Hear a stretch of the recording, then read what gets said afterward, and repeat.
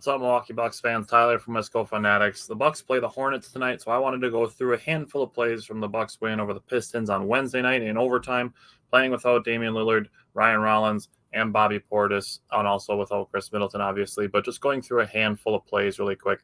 This is an out-of-timeout play that the Bucks get a really good defensive stop. Gary Trent Jr. going over the screens, not going under to leave an open corner three. Yes, the Bucks get a little bit of a benefit of a bad bounce on Isaiah Stewart, but really great defense on the end of this possession by Gary Trent Jr. to just get lower than the ball handler and go make a steal here. I know there's a lot of people unhappy with Gary Trent Jr. because he's not shooting well to start the season, but he is still defending at a high level, which you want to see.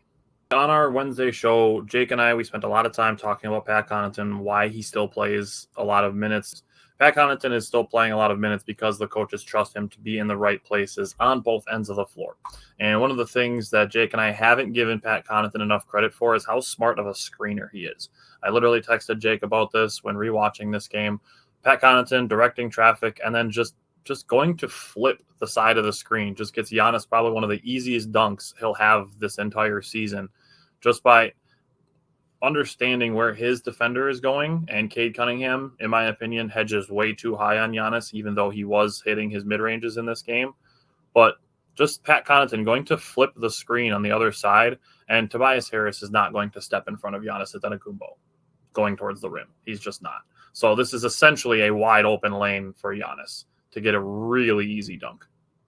This next play is a really good job of the Bucks playing complementary basketball. It's kind of something that's talked about a little bit more in football, but defense leading to offense. And this possession for the Bucks to get a defensive stop and then turn it into a bucket on the other end is just good complementary basketball, and it helped cut the Bucks deficit to single digits in the third quarter against the Pistons, where they were down by 18 at one point. Good job by Giannis to being able to roam. The Bucks went into a zone in the third quarter for a little while, which I think is a good call by Doc Rivers to kind of help some of the guys save a little bit of energy being shorthanded. And then this is just a really good pass by Andre Jackson Jr. to recognize Gary Trent Jr. in the corner, and good job by him to knock it down. It's good to see him hitting some threes.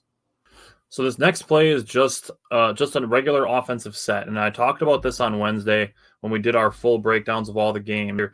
I talked about it during the Raptors game, which I was in attendance for, that the offense is starting to come together. Like, I like what I'm seeing from the offense. The flashes of what they are trying to do with their offense are showing. And this is just another example when they're running this really dribble handoff, pick and roll heavy offense. It's creating things like this. So Giannis probably could throw that pass. Isaiah Stewart's not going to be able to sink that low on a Bobby Portis or even a Brook Lopez. They're just essentially daring Giannis to shoot this three. So that pass to Gary Trent Jr. might be there for a floater or a layup in the future.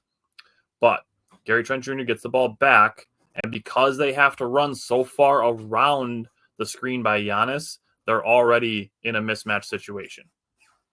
Obviously, Giannis gets the ball, and Tobias Harris does the right thing and steps up. But you're leaving this backside defender to have to guard Andre Jackson Jr. in the dunker area or leave Taurean Prince wide open for three. And he doesn't beat Ajax to the block, and his athleticism, he's able to get a vertical dunk. So the offense is getting there. It just needs more time. This is one of those things where we talked about it with the Bucks' slow start. They're in new schemes on offense and defense. So a little bit of patience is going a long way, and these types of offensive sets are becoming more common. After this game ended up going into overtime, which it shouldn't have. The NBA last 2-minute report revealed that it shouldn't have been a foul called on Giannis at the end of regulation. The Bucks went into this game in overtime, and they wanted it more. And it shows on this defensive possession. Ajax and Gary Trent Jr. do a really good job. Obviously, Brook Lopez gets the block. But here again, if you watch our Wednesday shows, this is something I talked a lot about, is the weak side defender, the guy who's guarding the corner offensive player, which at this point is number 25. Giannis is guarding that corner player. That weak side defender needs to rotate down. Earlier in the season, the Bucks were giving up some of these little drop-off passes that were leading to layups and dunks. Giannis's presence right here allows that to not happen. And then Brook Lopez has the freedom to be able to go for this blocked shot. So Giannis's presence here allows Brook to play a little bit more freely and get this blocked shot. So there's progress on the defensive side of the ball also.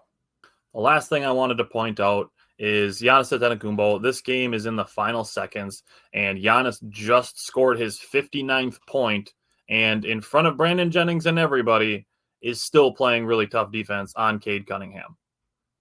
He gets switched on to Cade, and this is tough. This is just tough, scrappy defense by Giannis.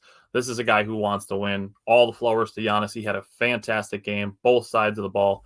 Good job by the Bucks pulling that one out.